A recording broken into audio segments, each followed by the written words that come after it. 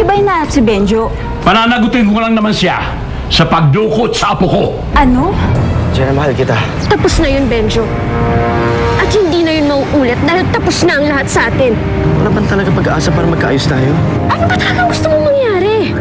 Baka pwede mo mahalin ulit. I'm sorry. Pero hindi na kita mahal. Sigado ka bang papakasalan mo si Joshua? Just wondering, kasi naalala ko in love kayo ni Benjo sa isa't isa. Ganun lang ba kadali na kalimutan mo siya? Wala na pala talaga kayong pag-asa ni Ate Jenna. Yan talaga ang mahal ng Ate Jenna mo, bebe. Galing na mismo sa bibig niya na hindi niya mahal. Ang totoo, sa kabila ng lahat, lahat ng pinaglaanan namin, mahal ko pa rin si Benjo. Hindi pinagalitan ni Lolo si Jenna for running away with that Benjo. Eh kung si Changi ang sirain natin kay Jenna. Alam mo, Jenna, madamot si Lolo. Hindi niya pinayagang masaya na nagsama yung tatay at nanay mo. Dahil sa kanya, nagkahiwalay sila. Dahil sa kanya, nawalan ka ng pamilya. Siyang may kasalanan ng lahat nito. Totoo bang kayo ang dahilan kung bakit nasira ang pagsasama ng magulang ko?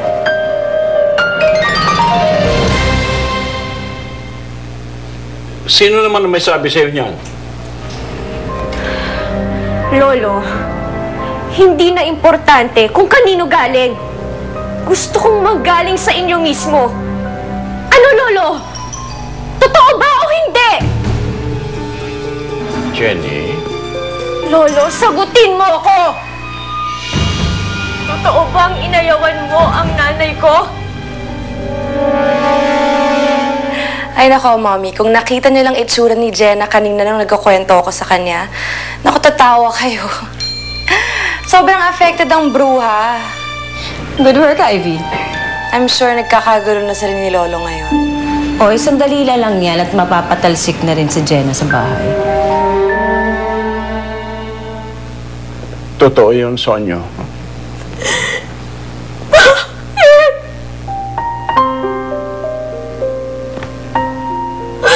Lolo, bakit? Dahil Pilipina ang nanay ko? At hindi siya Koreana? Isa lamang akong Koreanong naninindigan sa tradisyon ng ating lahi. Kaya ba inayawan niyo rin si Benjo? Inayawan niyo si Benjo dahil hindi siya Koreano!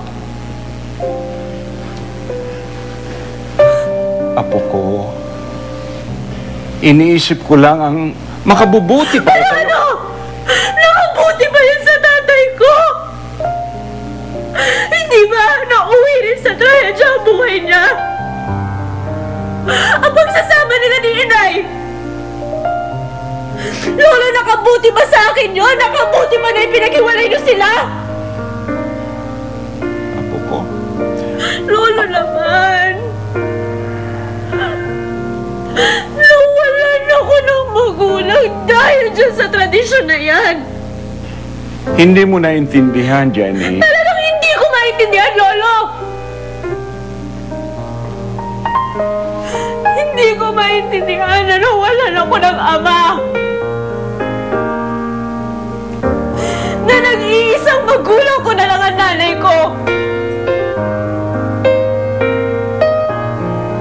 Pero pati siya, Lolo, nawalay sa akin dahil dyan sa tradisyon na yan.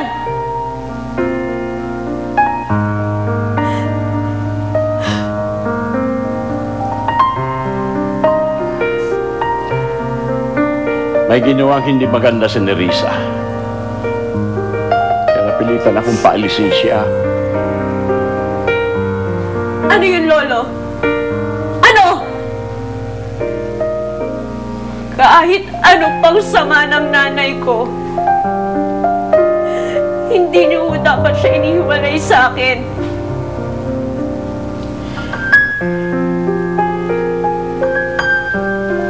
I'm sorry, Jenny. I'm really very sorry. Lolo, nabuhay ako na wala akong ibang ginusto kundi matagpuan ang pamilya ko. Ang matagpuan kayo, Lolo.